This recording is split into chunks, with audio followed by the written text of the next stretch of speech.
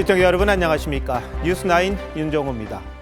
윤석열 대통령이 우리 헌정사 처음으로 헌법재판소의 탄핵 심판에 참석해 자신이 왜 비상계엄을 선포했는지, 무슨 근거가 있는지 6분 가까이 직접 설명했습니다. 윤 대통령은 특히 자유민주주의에 대한 신념을 강조했고 차분한 목소리로 헌법재판관의 질문에 적극적으로 대답하기도 했습니다. 윤 대통령은 앞으로도 계속 출석하겠다는 생각이라는데 오늘 뉴스9은 윤 대통령의 전격적인 헌재 출석과 관련 내용을 자세히 짚어보려고 합니다. 구속 피의자 신분이 된 윤 대통령, 호송차를 이용해 구치소와 헌법재판소를 오갔는데 첫 소식 한지은 기자가 보도합니다. 헌법재판소 대심 판정 문이 열리자 윤 대통령이 들어섭니다. 두 손을 가지런히 모은 채 자리에 앉은 윤 대통령은 방청석과 재판관석을 굳은 표정으로 바라봤습니다. 재판부가 출석을 확인하자 말없이 다시 일어섰습니다. 피청구인 본인 나오셨습니까? 재판이 시작되자 윤 대통령은 적극 발언에 나섰습니다. 양해해 주시면 제가 일어나서 할까요? 좋으실 대로 하십시오. 그러면 마이크가 이러니까 제가 앉아서 하겠습니다. 편하실 대로 하십시오. 윤 대통령은 자유민주주의에 대한 신념으로 평생을 살았다며 헌법 질서를 수호하는 헌법재판소가 잘 살펴달라고 했습니다. 탄핵 사건으로 고생하시는 재판관님들께 송구스럽다고도 했습니다. 저는 철들고 난 이후로 지금까지 또 특히 공직 생활을 하면서 자유민주주의라는 신념 하나를 확고히 가지고 살아온 사람입니다. 문영배 헌재소장 권한대행이 직접 신문하겠다고 하자 변호인단은 당황했지만 윤 대통령은 망설임이 없었습니다.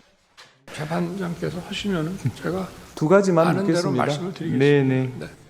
윤 대통령은 1시간 43분간 이어진 재판에서 4차례에 걸쳐 총 6분 가까이 발언했습니다. 윤 대통령 측은 대통령이 앞으로 헌재 재판에 계속 출석할 것이라고 밝혔습니다.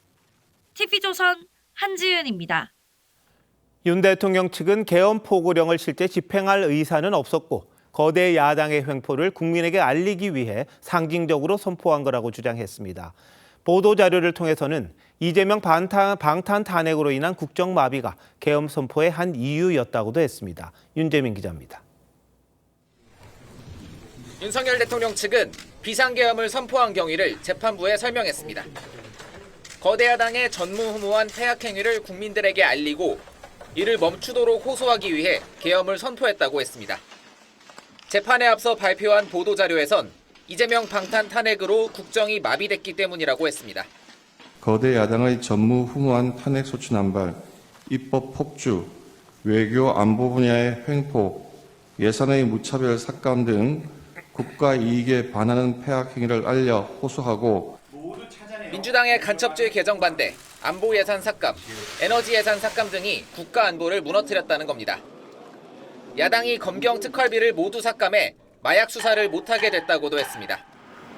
자신들의 비위를 조사한 감사원 특활비는 삭감하고 국회의원 연봉을 인상한 예산안 통과도 비판했습니다.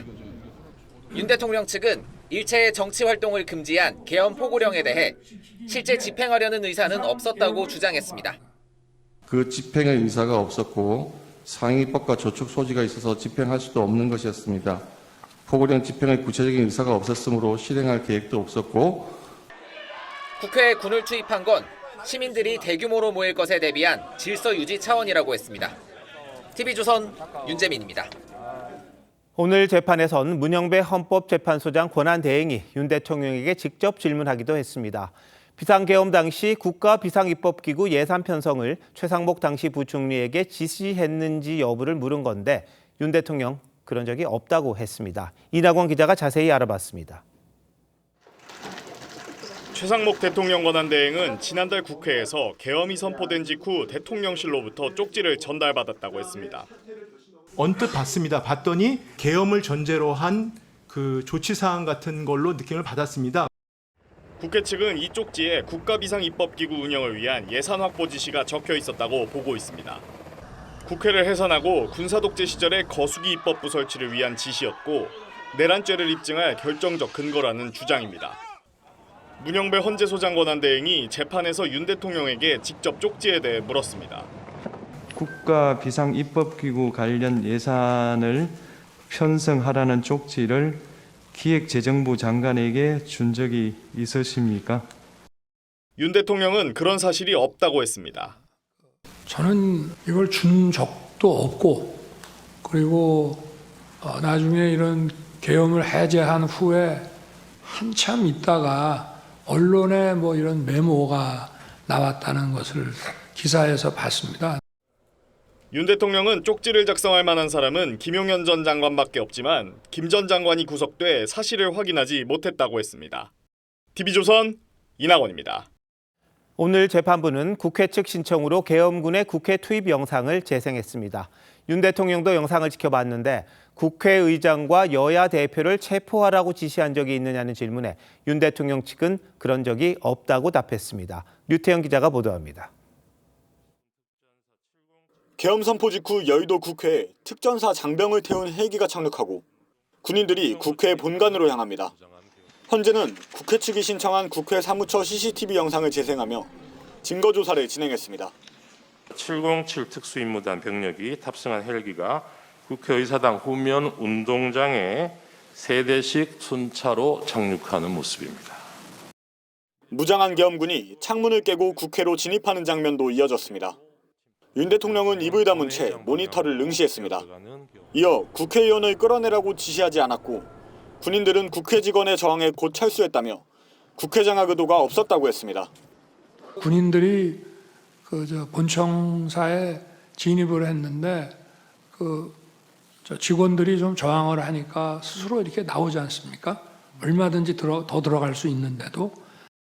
이어 국회와 언론은 대통령보다 훨씬 강한 초갑이라며 계엄 해제 의결을 못하게 한다고 해도 국회가 아닌 다른 장소에서 할 수 있다고 했습니다. 윤 대통령 측은 이재명 대표와 한동훈 전 대표, 우원식 국회의장 등 정치인 체포 지시도 없었다고 했습니다.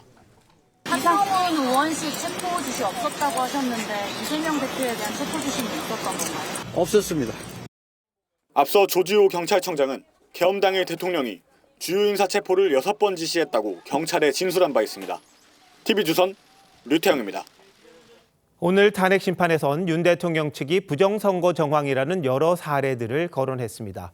계엄이 정당하다는 주장의 일환이었는데 국회 측은 재판부의 의혹 제기를 제한해달라고 요청했습니다. 그러자 윤 대통령이 직접 나서서 팩트 확인 차원이라고 반박했습니다. 양측 간 공방 주원진 기자가 보도합니다. 윤석열 대통령 측은 21대 총선 당시 인천 연수구의 한 투표소에서 관리관인이 뭉개진 투표지가 1000장이 넘게 나왔다고 했습니다. 이 중 294표는 한 글자도 식별이 안 돼 결국 무효표 처리됐다고 했습니다. 또 재검표가 벌어진 6곳에서 신권다발처럼 빳빳한 투표지 묶음이 수없이 나타났다고 했습니다. 보관 기능이 있는 종이라는 선관위 해명에 대해 그런 종이는 없다고도 했습니다. 투표용지를 감정한 전문가는 그런 종이는 세상에 없습니다라고 증언한 바 있습니다. 국회 측은 부정선거 주장은 민주주의를 해칠 수 있는 무책임한 의혹 제기라며 관련 증거 신청은 적절하게 제한해달라고 재판부에 요청했습니다. 더 이상 선거 부정의 의혹 제기 그리고 그와 관련한 증거 신청은 적절하게 제한해 주실 것을 요청드립니다. 그러자 윤 대통령이 직접 나서서 부정선거를 색출하는 것이 아니라 선관위 시스템을 점검하려는 것이라고 했습니다. 선거가 전부 부정이어서 믿을 수 없다 하는 그런 음모론을 제기하는 것이 아니라 팩트를 확인하자는 그런 차원이었다는 점을 이해해 주시기 바랍니다. 윤 대통령 측은 부정선거 관련 성명불상의 투표관리원 등을 증인으로 신청했습니다. TV조선 주원진입니다. 윤 대통령은 헌법재판소에 넥타이를 맨 정장 차림으로 출석했습니다. 머리도 손질한 듯 깔끔한 차림이었는데요. 오늘 헌법재판소 주변에는 많은 지지자들이 몰렸고 경찰은 4,000명을 투입해 만일의 사태에 대비했습니다. 신유만 기자가 보도합니다.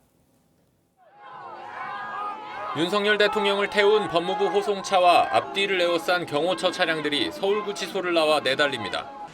헌법재판소에 들어서자 곧바로 지하주차장으로 들어갑니다.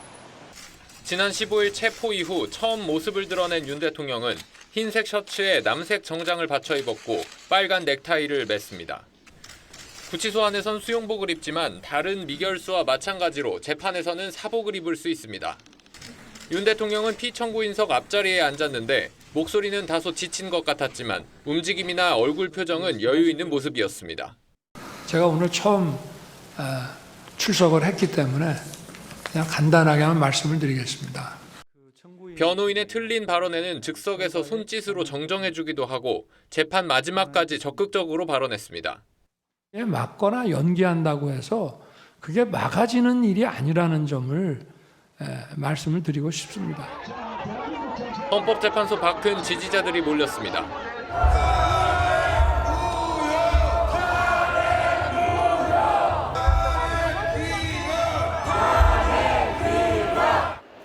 경찰은 서부지법 난입과 같은 사태를 막기 위해 기동대 64개 부대 4천여 명을 배치했습니다. 한 중년 여성은 안국역 인근에서 경찰 저지선을 뚫으려다가 제지하는 경찰을 폭행해 체포되기도 했습니다. TV조선 신유만입니다. 헌법재판소 출석 후 윤 대통령은 서울구치소로 돌아가는 대신 서울 시내의 한 군 병원으로 이동했습니다. 건강 상태가 갑자기 나빠진 건 아니고 구치소 의무관의 의견에 따라 한 달 동안 연기했던 치료를 받으러 갔다고 합니다. 이태희 기자가 무슨 일인지 알아봤습니다. 오후 4시 42분 변론을 마친 윤석열 대통령은 서울 삼청동 국군 서울지구병원으로 향했습니다. 구속 수감된 서울구치소로 돌아갈 거란 예상과 달리 헌법재판소에서 약 1km 떨어진 병원을 먼저 찾은 겁니다. 법무부는 정확한 진료 내용은 민감한 개인정보라 밝힐 수 없다고 했는데 윤 대통령 측은 한 달 전부터 주치의가 받으라고 한 치료인데 더 이상 연기하면 안 된다고 해서 오늘 치료를 받은 것이라고 설명했습니다. 특이하게 건강에 이상이 있는 건 잘 모르겠고 대통령으로서 겪고 있는 여러 가지 어려운 점들 때문에 심적으로야 많은 갈등과 어려움이 있지 않겠습니다. 법무부는 윤 대통령이 관련 법령과 절차에 따라 어제 서울구치소 의무관 진료를 받았다며 의무관 의견을 고려해 구치소장 허가를 받아 진료차 외부 의료시설을 방문한 것이라고 설명했습니다. 형집행법 37조에 따르면 교정시설의 장은 수용자에 대한 적절한 치료를 위해 필요할 경우 교정시설 밖 의료시설에서 진료를 받게 할 수 있습니다. TV조선 이태희입니다. 윤 대통령은 지난 18일 법원 영장 실질 심사 이후 사흘 만에 구치소 밖으로 나왔습니다. 낮에 헌법재판소 앞에 모였던 지지자들이 다시 서울구치소 앞으로 돌아왔다는데 현장 상황 알아보도록 하겠습니다. 이나라 기자, 윤 대통령이 구치소에 도착을 했습니까? 네, 윤석열 대통령을 태운 후속 차량은 방금 전인 9시 10분쯤 이곳 서울구치소에 다시 돌아왔습니다. 이곳 구치소 앞에는 오늘도 지지자들이 모여서 집회를 이어가고 있는데요. 오후 12시 50분쯤 윤 대통령을 태운 후속 차량이 구치소를 빠져나오자 지지자들은 태극기를 흔들고 윤 대통령의 이름을 연호했습니다. 윤 대통령이 떠난 뒤 서울구치소 앞은 잠시 조용했는데요.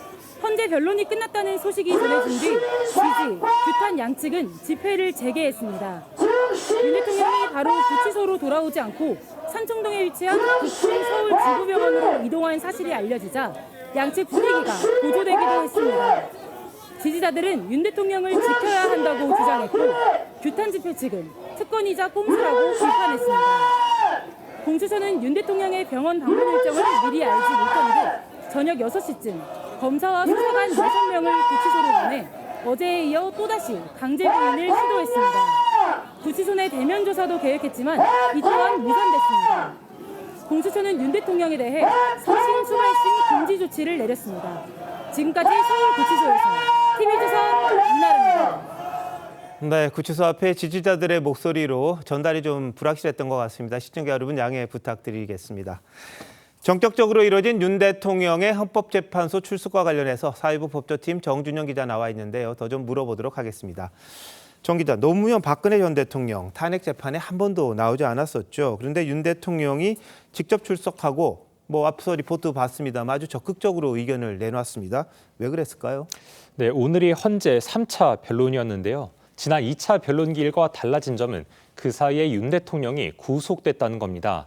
윤 대통령은 43일간 한남동 관저에 머물면서 공수처 체포를 거부하고 서신과 영상으로 대국민 메시지를 냈었는데 이제는 구금된 상황이라 공수처 수사를 마냥 피할 수도 지지자들을 향해 육성 메시지를 낼 수도 없게 됐습니다. 이런 상황에서 일주일에 2번씩 열리는 탄핵 심판 변론기일은 윤 대통령으로선 국민을 상대로 계엄 선포의 정당성을 주장할 수 있는 기회인 겁니다.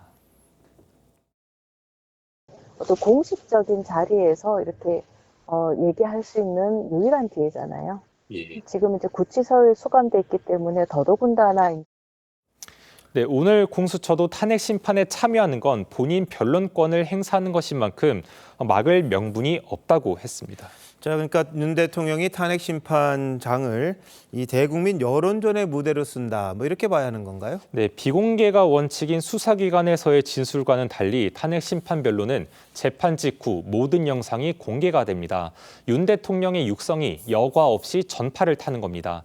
또 23일부터 김용현 전 국방장관 등 비상계엄 관련자들이 줄줄이 증인으로 나오는데 윤 대통령이 현장에서 직접 자신의 의견을 보태거나 상대 증언을 반박할 수도 있습니다. 피청구인이 앞으로도 이제 심판장에 출석을 하게 되면 그 면전 상태에서는 사실대로 진술하기가 좀 어렵지 않을까 걱정이 됩니다.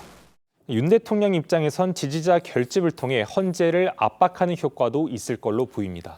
자, 이 헌법재판소 출석이 윤 대통령의 형사사건 방어에도 영향을 미칩니까?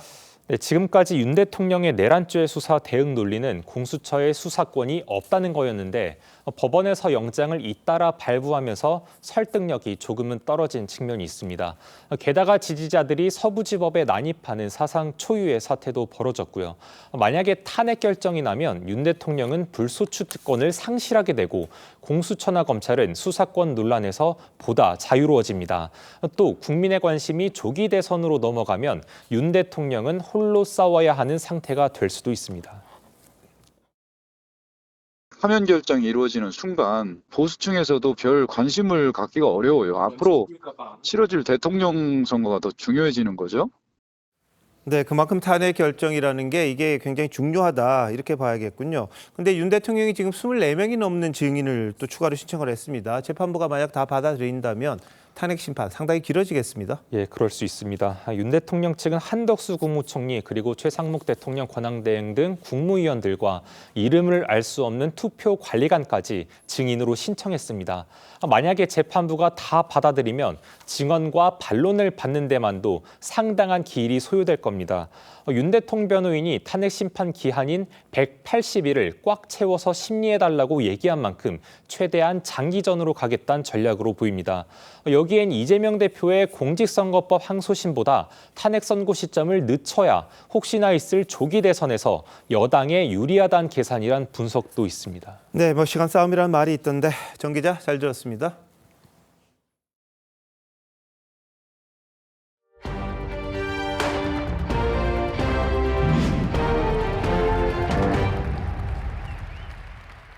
도널드 트럼프 미국 대통령이 더 강한 아메리카 퍼스트를 천명했습니다. 미국만이 이 세계의 유일한 나라라는 생각이 들 정도였습니다. 취임 첫날부터 불법 이민자 추방을 위한 국경 비상사태를 선포했고 영토 확장도 선언했습니다. 현대판 제국주의가 아니냐는 우려의 시선도 있는데 먼저 변재영 기자의 보도입니다. The 45th and the 47th President of the United States of America. Donald J. Trump. 환호와 함께 연단에 선 트럼프 대통령의 첫 일성은 위대한 미국이었습니다. The golden age of America begins right now. 30여 분간 이어진 취임사에서 미국이란 단어를 41차례로 가장 많이 사용했고 위대한도 17번 사용하며 미국 우선주의를 강조했습니다. 서부 개척사를 내세우며 다시 영토를 확장하겠다고 했고 We will pursue our manifest destiny into the stars, launching American astronauts to plant the stars and stripes on the planet Mars. 중국으로부터 파나마 운하를 되찾겠다고 했습니다. Well, China is operating the Panama Canal, and we didn't give it to China. We gave it to Panama, and we're taking it back. 남부 국경의 국가 비상사태도 선포했습니다.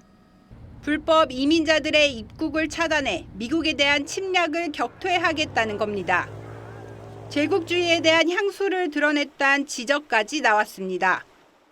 The first time since World War II, we are no longer an indispensable nation. If we follow through with the rhetoric in the inauguration, we have become an imperialist nation. 트럼프의 취임사가 대만 침공 가능성이 있는 중국과 우크라이나와 전쟁 중인 러시아에 잘못된 신호를 줄 수 있다고 외신은 분석했습니다. TV조선 변재영입니다. 우리가 우려해온 트럼프 안보 리스크는 취임 첫날부터 시작됐습니다. 김정은을 여러 차례 언급한 트럼프는 북한을 핵 보유국으로 인정하는 듯한 표현, 뉴클리어 파워라는 말까지 쓰면서 북한과의 핵 군축 협상 가능성을 내비쳤습니다. 우리 정부는 예전에도 쓰던 표현이라고 의미를 축소하려 하지만 당혹감을 감추지 못했습니다. 이채영 기자의 보도입니다. 취임 직후 백악관 집무실에서 행정명령에 서명하는 트럼프 대통령에게 기자들의 질문이 쏟아집니다. 북한 관련 질문이 나오자 트럼프는 곧바로 김정은과 잘 지냈다며 핵 능력을 언급했습니다. He liked me, I liked him. Now he is a nuclear power. We get along. I think you'll be happy to see him coming back. 사실상 핵 보유국으로 해석될 수 있는 발언이 취임 첫날 나오면서 북한과 핵 군축 협상에 나서려는 신호를 보낸 거란 관측이 나왔습니다. 다만 외교부는 트럼프 1기 행정부나 대선 과정에서도 나온 표현으로 핵 보유를 의미하는 걸로 보인다며 북한은 핵 확산 금지 조약상 핵 보유국 지위를 가질 수 없다고 선을 그었습니다.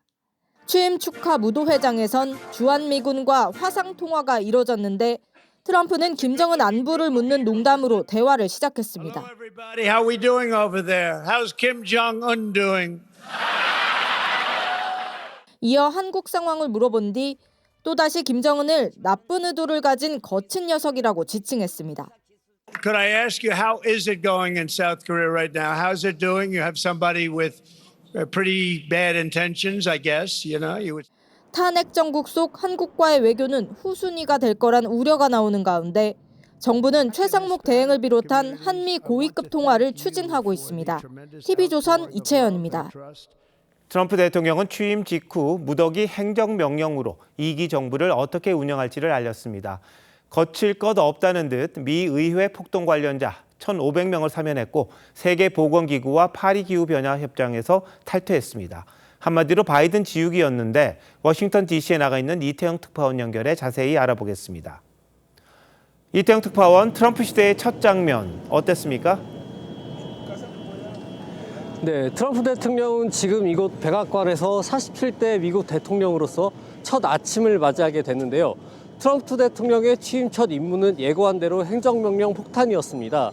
미국 대통령 행정명령은 의회의 승인이 필요 없지만 법률 효력을 내는 대통령의 업무 지시입니다.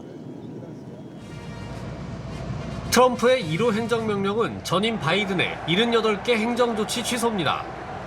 바이든이 없앤 사형제도 복원과 쿠바를 테러지 영국에서 제외하는 행정명령을 철회했고 성적 차별 금지법도 철회했습니다. 남성과 여성 2개의 성만 인정한다고 트럼프 정부가 선언한 겁니다. 바이든이 재가입했던 파리 기후협정과 세계보건기구 WHO의 재탈퇴도 공식화했습니다. 코로나19 대응 실패가 이유입니다. They had 1.4 billion. They were paying 39 million. We were paying 500 million. It seemed a little unfair to me. 네, 행정명령 46건에 서명을 했다는데 일종의 쇼 같았다고요? 네, 트럼프 대통령은 무도회도 가기 전에 백악관 집무실에서 행정명령을 쌓아놓고 서명하는 퍼포먼스를 보였습니다. 이 기자들이 지켜보는 가운데 행정명령 서명은 밤 늦게까지도 계속됐는데요. 트럼프가 백악관에서 처음으로 서명한 행정명령은 의회 폭동 사태 관련자 1,500명의 사면입니다. 트럼프 대통령은 의회 폭동 사태로 기소된 인물들을 부당한 정치적 박해로 규정하며 2020년 대선을 완전히 조작된 선거라고 거듭 주장했습니다. We hope they come out tonight, frankly. You're expecting approximately 1,500 people. Six commutations.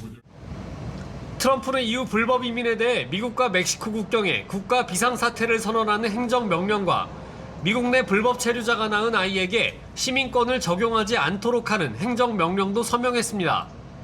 이후 가스와 석유 등 천연자원 개발 전면 허용과 함께 전기차 의무화 조치, 그리고 중국의 동영상 플랫폼 틱톡의 미국 영업 금지도 유예를 명령했습니다. 트럼프 대통령이 이날 서명한 행정명령은 취임 전 예고했던 내용 거의 그대로였습니다. 지금까지 워싱턴에서 TV조선 이태형입니다. 트럼프 대통령은 경제 분야에서도 취임 첫날부터 기존 질서를 뒤흔드는 강경 발언을 쏟아냈습니다. 그동안 맺은 무역 협정을 모두 재검토하고 전기차 확대 정책도 없애겠다고 했습니다. 멕시코와 캐나다에 대해선 다음 달 1일부터 25%에 달하는 관세를 부과하겠다고 못 박았습니다. 유혜림 기자입니다. 트럼프 대통령은 유세기간 공약대로 멕시코와 캐나다에 높은 관세를 부과하겠다고 예고했습니다. We're thinking in terms of 25% on Mexico and Canada because they're allowing vast numbers of people.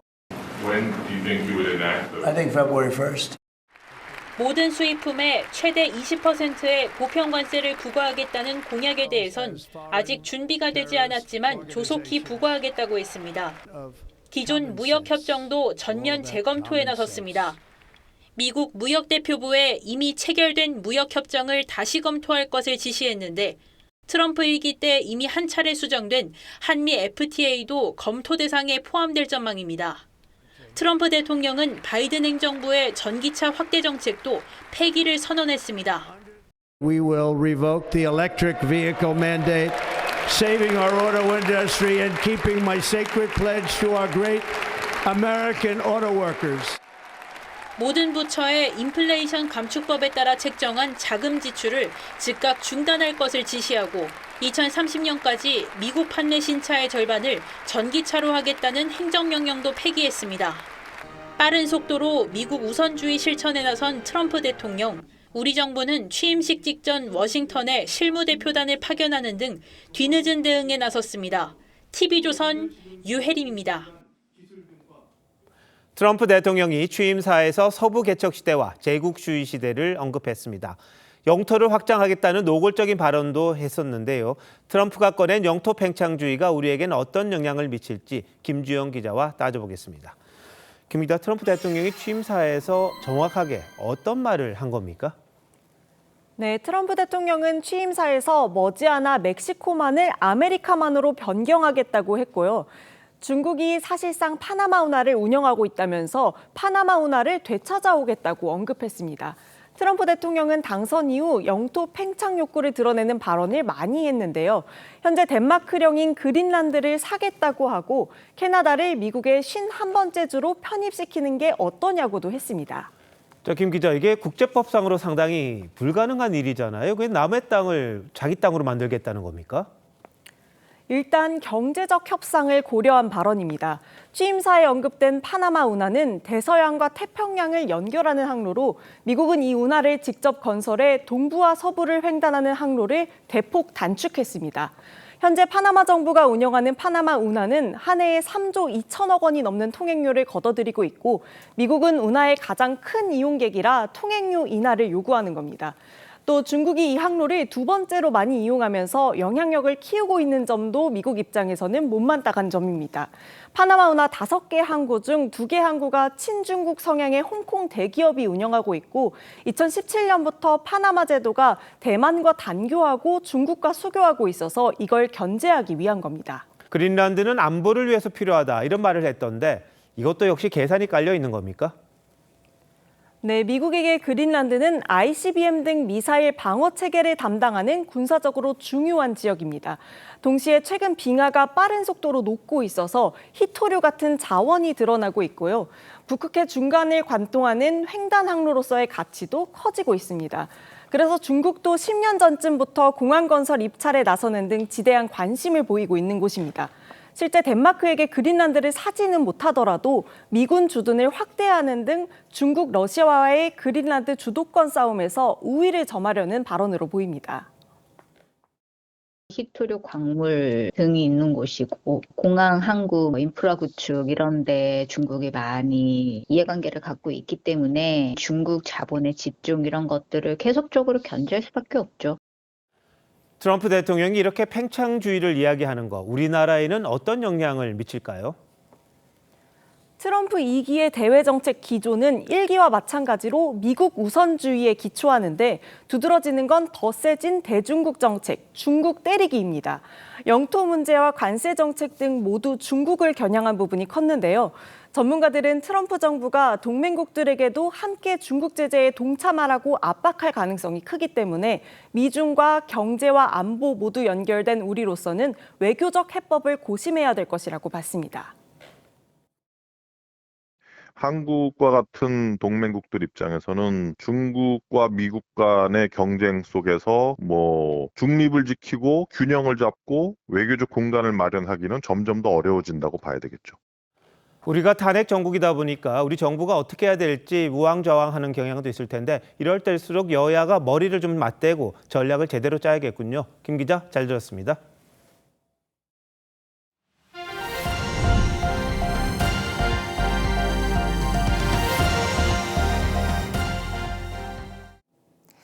서부지법 안팎에서 난동을 벌이거나 경찰에 폭행한 수십 명에 대해 서부지법이 구속 여부를 심사하고 있습니다.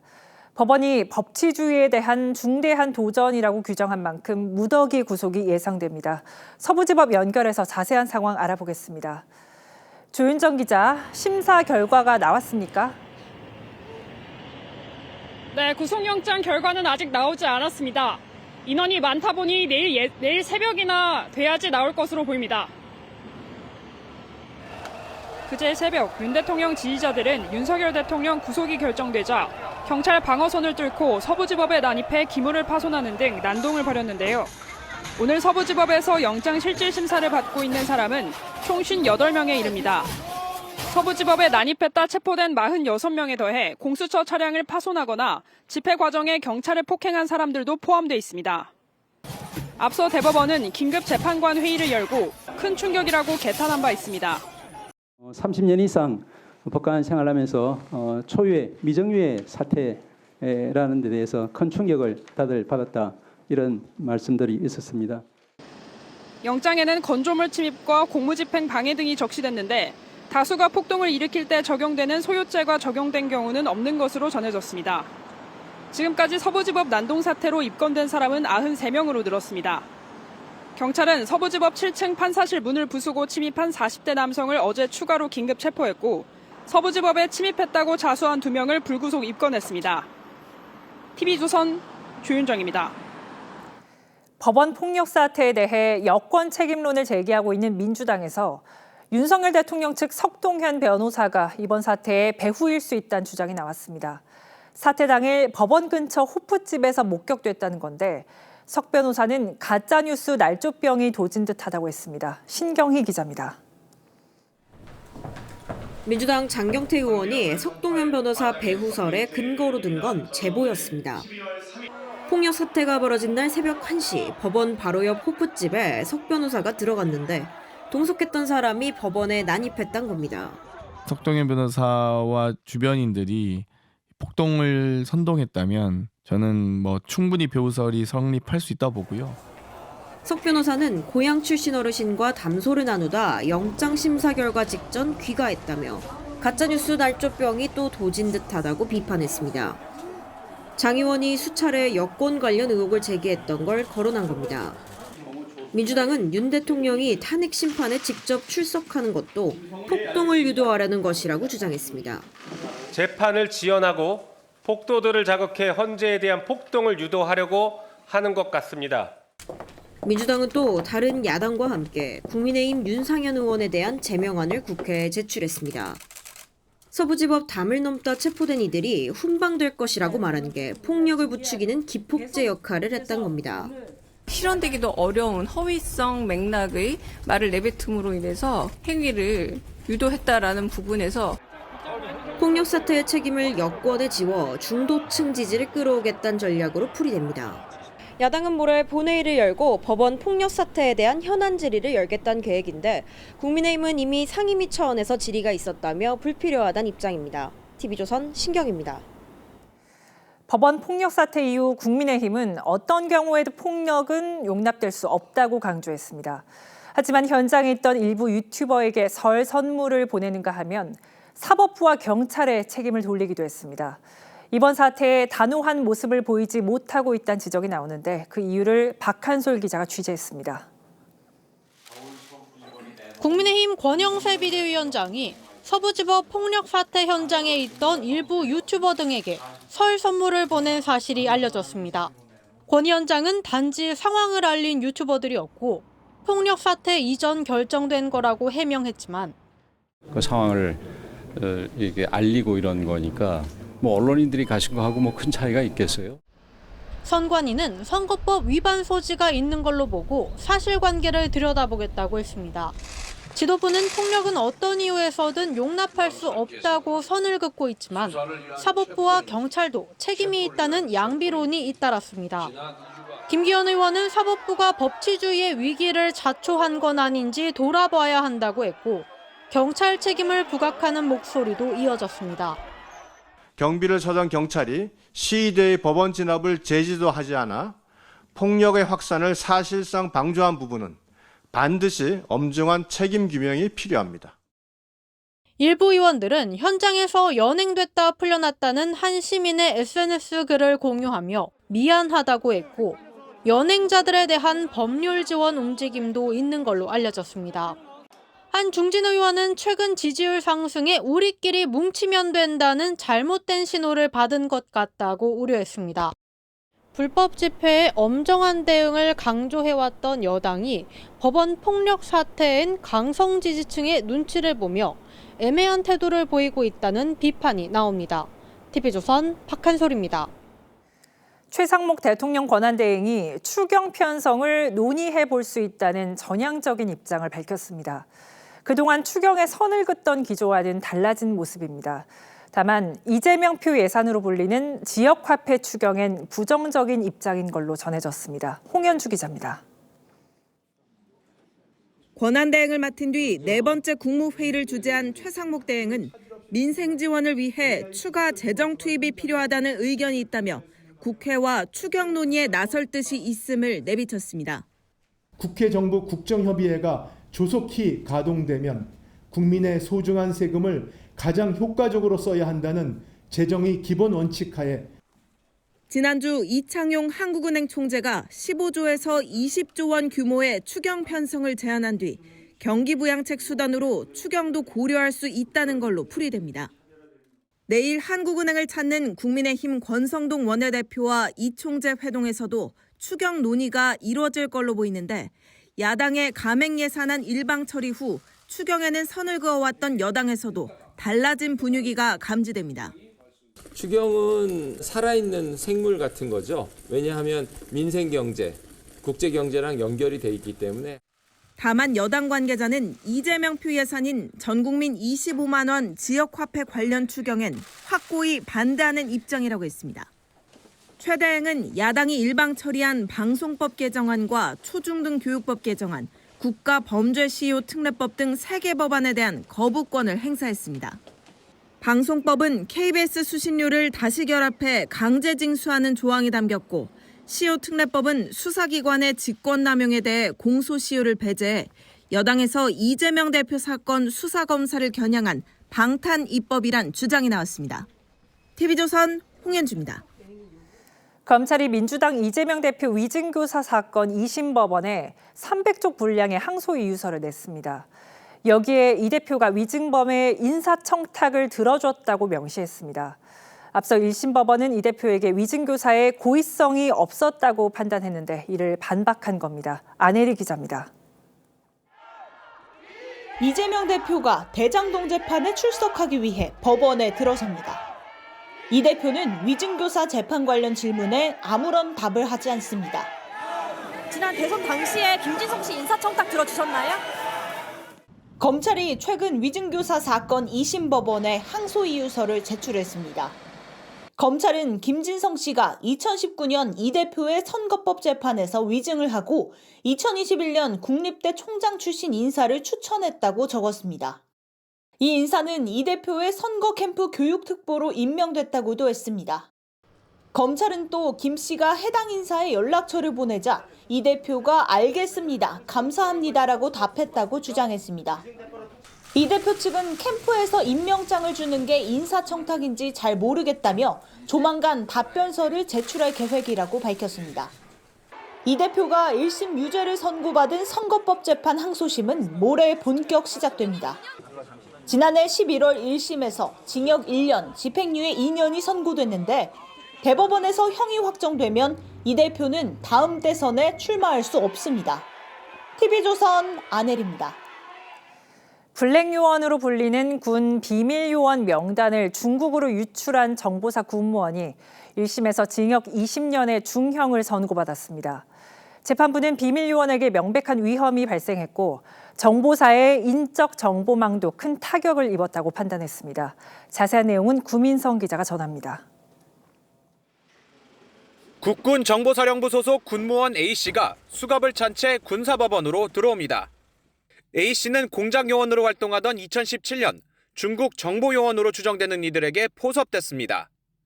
이후 출력한 문건을 촬영해 중국 클라우드 서버에 올리는 방식으로 기밀 30여 건을 수년에 걸쳐 넘겼고 대가로 1억 6천만 원을 수수하며 금전 요구도 했습니다. 유출된 기밀 가운데 해외에서 신분을 숨기고 활동하는 블랙요원 명단 상당수가 포함됐는데 1심 재판부는 정보관들의 생명에 명백한 위험이 발생한 데다 정보 수집을 위해 들인 시간과 노력을 더 활용할 수 없게 된 손실이 발생했다며 징역 20년과 벌금 12억 원, 추징금 1억 6천만 원을 선고했습니다. 오랜 기간 공들인 소위 휴민트 붕괴 문제를 지적한 겁니다. 지난해 초동 수사를 진행한 방첩사는 간첩죄를 적용해 군 검찰로 송치했지만 현행법상 적국인 북한과의 연관성을 입증하기 어려워 제외됐습니다. 20년은 이례적이에요. 실질적으로는 북한에 넘어갔을 수도 있다. 이런 위험성을 많이 고려한 거 아닌가 싶어요. 간첩죄 적용 범위를 적국에서 외국으로 확대하는 법안 개정이 야당의 신중론에 제동이 걸리면서 군 자체적으로도 보완이 필요하다는 지적이 나옵니다. TV조선 구민성입니다. 여당 지지율이 올라간 여론조사가 잇따르자 민주당이 여론조사 기관을 검증하겠다며 당내 기구를 설치했습니다. 조작한 업체는 영구 퇴출하는 방안도 검토한다는데 민주당 내에서도 여론 통제로 비춰줄 수 있다는 지적이 나왔습니다. 황정민 기자입니다. 야권 성향 방송인 김어준 씨가 운영하는 업체의 여론조사에서도 국민의힘 지지율이 일주일 전보다 4.9%포인트 올랐다는 조사 결과가 나왔습니다. 보수층이 기다리고 있다는 듯이 전화를 받아요. 적극적인 수준을 넘어서요. 전화를 바로 받습니다. 최근 여론조사에서 지지율 흐름이 심상치 않다는 결과가 잇따라 나오자 민주당이 왜곡이나 조작이 없는지 들여다보겠다며 당내 전담기구인 여론조사 검증특위를 만들었습니다. 특정 응답을 유도하거나 조작이 발견된 업체는 영구 퇴출시키는 방안까지 검토하기로 했습니다. 부정행위로 조작 혐의나 이런 걸로 해서 제재받는 경우가 있거든요. 이제 그럴 경우는 여론조사에서 영구히 퇴출시키는. 특위는 지난 5일 윤석열 대통령 지지율이 40%에 달한다는 조사 결과를 내놓은 한 업체를 방문하려다 취소했습니다. 선관위가 이미 해당 업체에 대한 현장 조사를 했기 때문이라고 했는데 여론조사 통제로 비춰질 수 있다는 당내 우려도 영향을 미친 걸로 보입니다. 무슨 심의위원회 만들어서 대체한다. 저는 이런 건 안 했으면 좋겠어요. 국민의힘은 민주당이 입맛에 맞지 않는 여론조사 기관을 압박해 여론을 왜곡하려 한다며 검열기구를 즉각 해체하라고 요구했습니다. TV조선 황정민입니다. 지지율 하락은 민주당 내 비명계를 움직이게 했습니다. 지난해 총선 이후 일절 공개 활동을 하지 않았던 임종석 전 청와대 비서실장이 이재명 1극 체제를 직설적으로 비판했습니다. 김부겸 전 총리와 김경수 전 지사 등 다른 비명계 주자들도 목소리를 키우고 있다는데 최홍국 기자가 배경을 취재했습니다. 임종석 전 청와대 비서실장이 오늘 오전 자신의 SNS에 쓴 글입니다. 이제 우리 자신을 돌아볼 때란 말로 시작한 임 전 실장은 이재명 대표 한 사람만 바라보며 당내 민주주의가 숨을 죽인 지금의 민주당이 과연 국민의 신뢰를 얻을 수 있냐고 했습니다. 이재명 1극 체제로 강경 일변도 전략에 치중한 당 지도부와 친명계 인사들을 겨냥한 거란 해석이 나왔습니다. 탄핵 국면인데도 지지율 하락세를 보이는 상황과도 무관치 않아 보입니다. 김경수 전 경남지사도 어제 우리가 바뀌어야 정치가 바뀐다며 변화의 필요성을 언급했는데 지난 15일엔 우원식 국회의장이 주선한 모임에도 참석한 것으로 알려졌습니다. 20대 국회에서 우 의장과 호흡을 맞췄던 원내 지도부가 함께했는데 여러 대선 후보가 경쟁을 해야 한다는 취지의 주장이 나온 걸로 알려졌습니다. 비명계 대선 주자로 거론되는 김부겸 전 총리도 당내 다양성을 강조하며 몸풀기에 나선 모습입니다.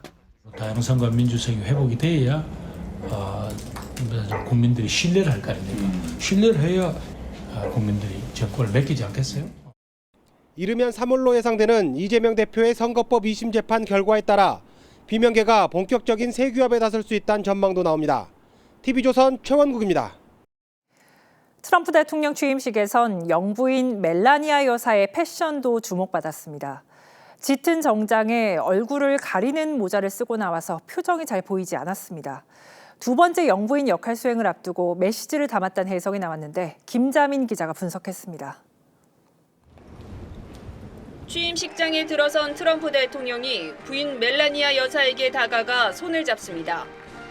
이어 뺨에 입맞춤을 시도하지만 동그란 모자챙에 이마가 걸려 허공에 입만 벙긋합니다.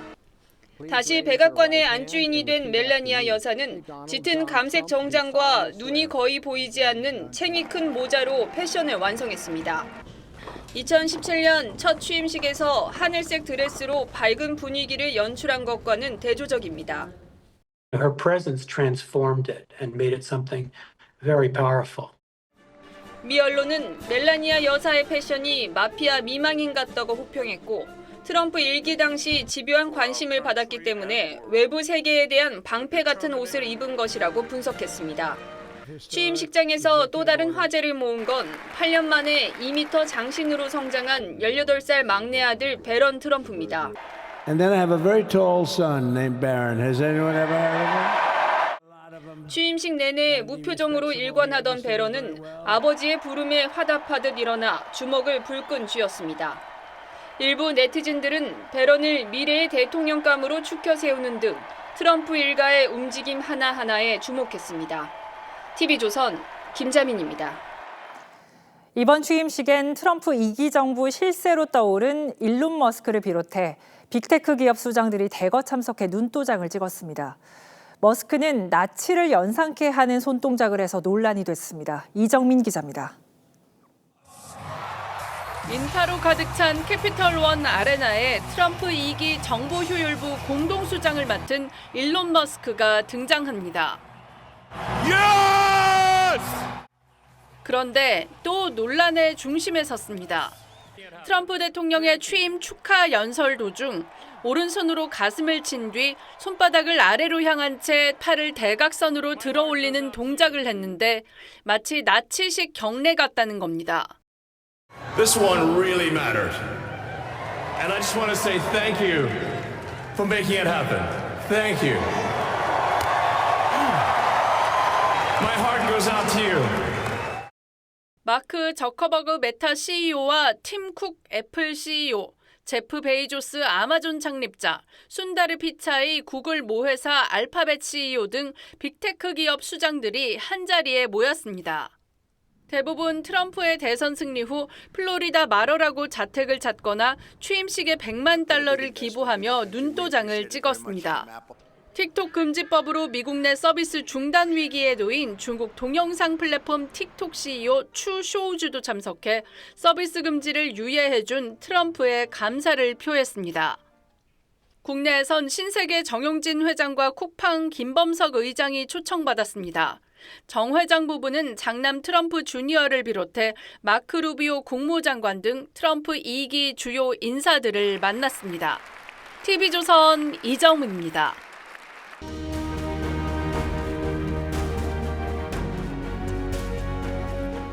구대 미국 대통령 해리슨, 8,500자에 달하는 취임사를 1시간 45분에 걸쳐 읽었습니다. 그런데 취임 한 달 뒤 폐렴으로 숨졌습니다. 미국 역사상 가장 긴 취임사를 했지만 재임 기간은 가장 짧았습니다. 반면 워싱턴 대통령의 재선 취임 연설은 135자, 단 2분에 끝났습니다. 취임식 당일 대통령 자리가 빈 적도 있었습니다. 안식일을 엄격히 지켰던 테일러 대통령이 일요일 취임식을 거부했기 때문입니다. 테일러를 대신해 애치슨 상원 의원이 일일 대통령이 됐는데 그의 묘비엔 이렇게 새겨져 있습니다. 하루 동안의 대통령.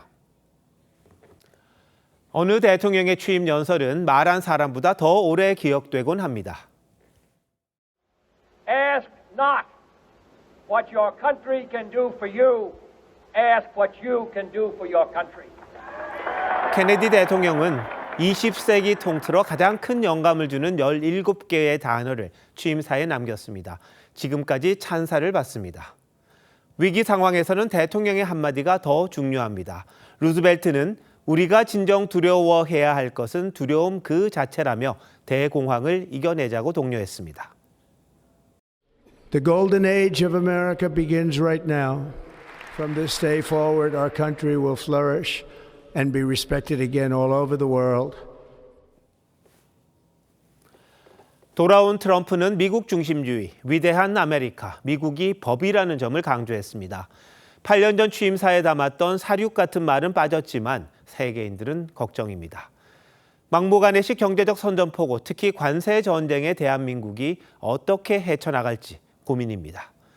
우리를 머니머신으로 인식하는 트럼프의 방위비 압박도 발등에 불입니다. 안으로 향해 봅니다. 반도체 공장 짓는데 하세월, 일본이나 대만의 속도를 따라갈 수 없습니다. 경쟁력을 높이기 위해 주 52시간 예외 규정을 두려던 반도체법도 불발됐습니다. 발목만 잡는 정치와 관이 국가 발전의 가장 큰 걸림돌입니다. 내수용 정치에만 매몰됐다간 일본 같은 잃어버린 30년이 될지도 모릅니다. 1월 21일 앵커 칼럼 오늘 트럼프가 돌아왔다였습니다.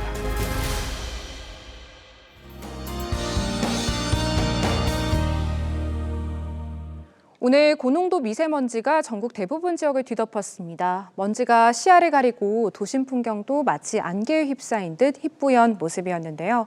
현재 중부와 전북, 경북 지역에는 초미세먼지 주의보도 내려져 있고요. 내일은 더 많은 지역으로 고농도 미세먼지 비상 저감 조치가 확대되겠습니다. 그리고 새벽에는 서울과 경기 남부, 세종의 공기질이 매우 나쁨 수준까지도 치솟겠습니다. 금요일부터는 먼지가 차츰 해소되겠습니다. 내일 오전까지 중부 서해안에는 짙은 안개까지 뒤엉켜 교통안전에 유의하셔야겠고요. 전국 하늘 구름 많은 가운데 동해안은 건조한 대기 상태가 이어지겠습니다. 내일 아침 기온은 서울이 영상 1도, 대전 영하 2도로 평년을 웃돌며 큰 추위 없겠고요. 낮 기온은 서울이 7도, 부산 12도까지 오르는 등 오늘과 비슷하겠습니다. 내셨습니다. 1월 21일 화요일 뉴스9 마칩니다. 시청해주신 여러분 고맙습니다.